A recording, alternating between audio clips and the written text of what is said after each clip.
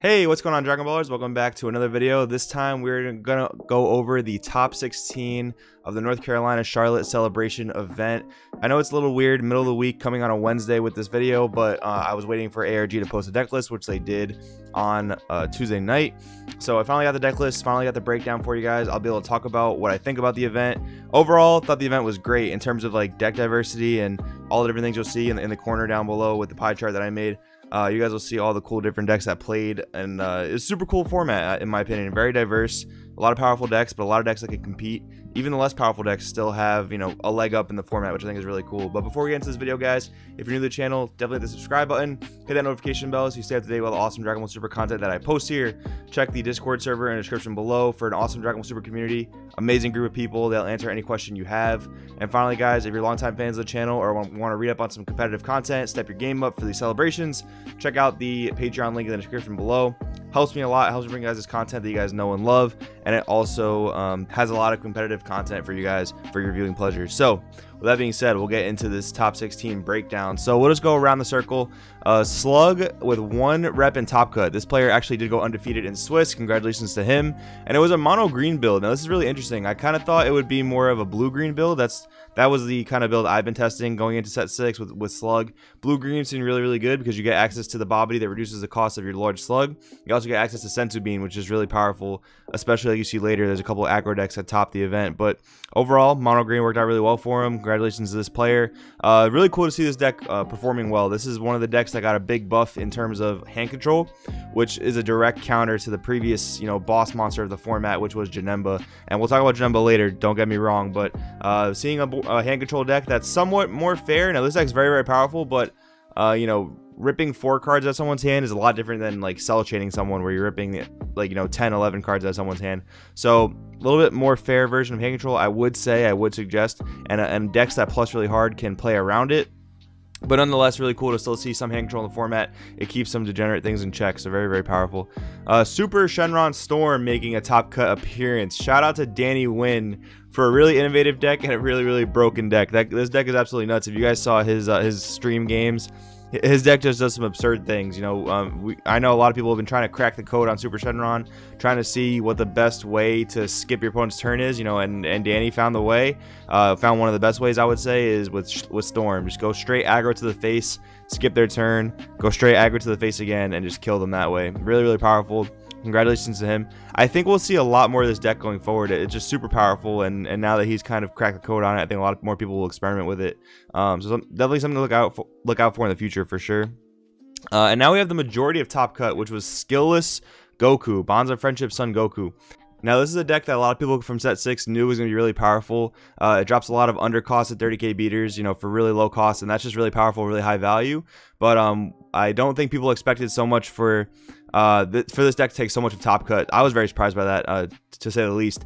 3 blue variants in top cut and 1 yellow variant in top cut, which was really interesting to see. I'm more of a fan of the yellow variant, which you guys might know if you're fans of the channel, but I digress. Really good deck, and congrats to these players again. And the yellow variant actually did make it to the finals of the event, which is worth mentioning. So definitely stay tuned for that deck. More innovation with that type of deck. 2 Broly Pack Gogeta in top cut. This is a leader we haven't really seen. It was kind of unplayable until set 6 came out, essentially, because the front side of the leader didn't really have an effect. You know, it's scry top 5, add a red Goku BR or Vegeta BR or Veku BR, and those didn't exist until we got set 6, right? So now that deck has more tools to play with on the front side, you have, you know, consistency cards, you have cards you can add to your deck, and it's just a mega ramp strategy. You play the new Veku that adds energy from top of your deck to your pool, and then you just you know, drop really big boss monsters like Dragon Fist, like Kefla 5-drop, a lot of big boss monsters like that. Next up, the second most represented deck in top cut, starter Broly, Broly VR, Broly Evil Unleashed. Another deck that people knew was going to be very powerful. I did a deck profile on this earlier in the week, and I also did an interview yesterday talking about this deck. It's very fair. It's a powerful deck. It does really powerful things, but it's very fair, which to me, it makes me really happy. It shows me the format is pretty fair, pretty balanced, because you have a lot of decks that are beatable. You know, that's one thing I really like about the format. Everything has an answer. Everything can be played around for the most part, which I think is really, really good, especially in a card game that's really hard to achieve. You got to understand how hard it is to design a card game, and I think the format's in a great spot. So kudos to Bandai for sure. So for the breakdown, we had 2 mono green, 1 yellow green. The 1 yellow green did end up making it to the finals and winning the event. Really interesting how with the starter Broly and with the Skilless Goku, the least represented versions of those decks, you know, yellow Skilless and yellow green starter Broly, were the ones that made it to the finals. That's pretty interesting how those went all the way. I think it goes to show that those maybe are the better builds, but who knows. Next up, we had Yellow Broly BR. This is nothing new. We've seen this leader in Top Cut all over the place. As far as, like, if you put the leaders in a vacuum, this leader might be the most powerful leader just based on its own effects. Like, you know, restanding a battle card, going in for game with it. That's super powerful. We had 1 height variant and 1 storm variant. So 1 Broly height playing the Path of Greatness, so with the height and Victory Strike, and the other one playing the storm variant. Storm, very powerful deck, just takes advantage of all these, you know, mid-range decks, you know, especially the Shenron variants that just can't really play defense well. So very, very good. 2 Janemba Mill in Top Cut as well. Oh, how the mighty have fallen. You know, this guy was the big bad boss monster of the previous format, and it's really interesting. You know, in Vegas and in Atlanta, you know, only 1 topped each event. You know, and it ended up going.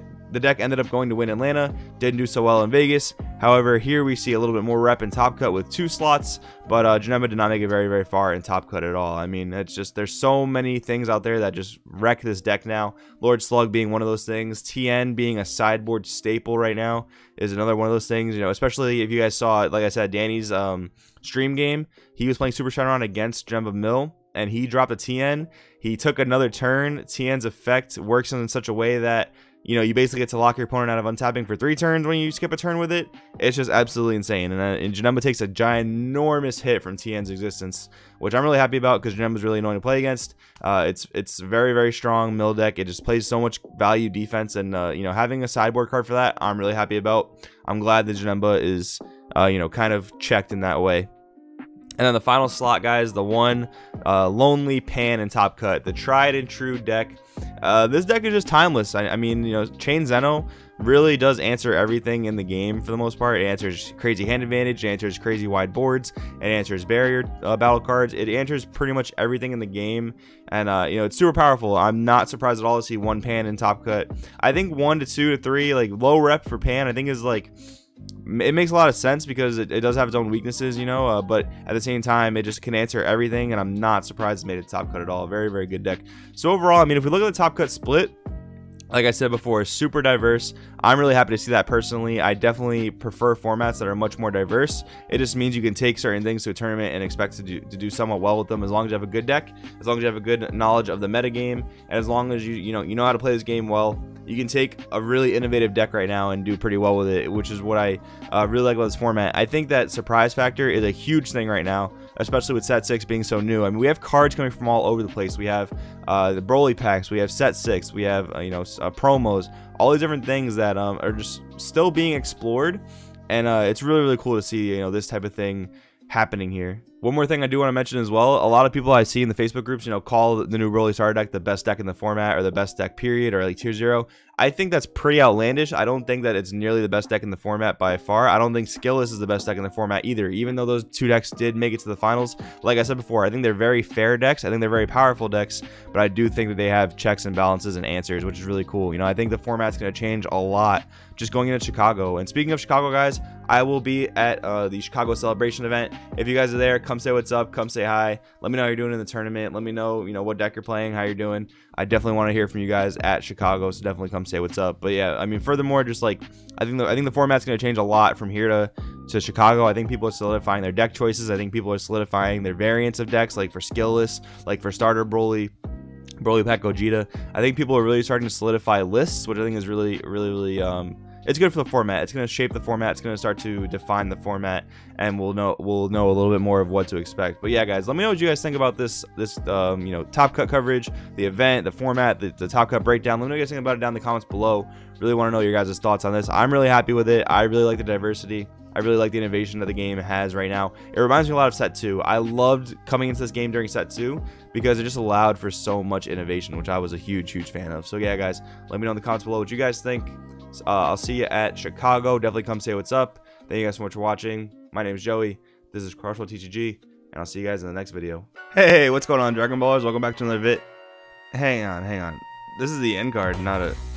Ah, screw it. I'm gonna play some Pokemon. See ya!